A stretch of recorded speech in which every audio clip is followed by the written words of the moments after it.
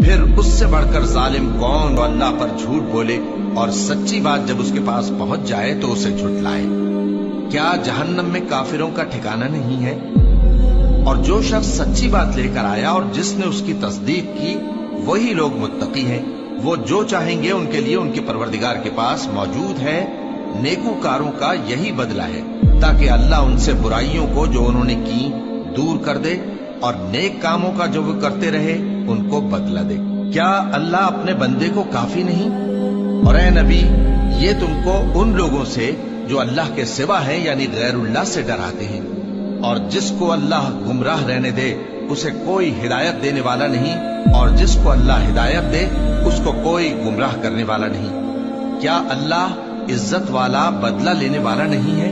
اور اگر تم ان سے پوچھو کہ آسمانوں اور زمین کو کس نے پیدا کیا تو کہہ دیں گے کہ اللہ نے۔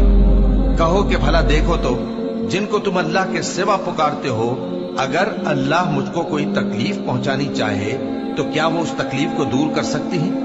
یا اگر وہ مجھ پر مہربانی کرنا چاہے تو کیا وہ اس کی مہربانی کو روک سکتی ہیں؟ کہہ دو کہ مجھے اللہ ہی کافی ہے، بھروسہ رکھنے والے اسی پر بھروسہ رکھتے ہیں۔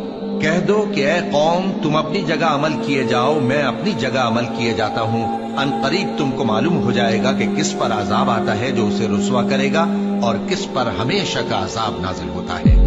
ہم نے تم پر یہ کتاب لوگوں کی ہدایت کے لیے سچائی کے ساتھ نازل کی ہے، تو جو شخص ہدایت پاتا ہے تو اپنے بھلے کے لیے، اور جو گمراہ ہوتا ہے تو گمراہی سے اپنا ہی نقصان کرتا ہے۔ اور اے پیغمبر تم ان کے ذمہ دار نہیں ہو۔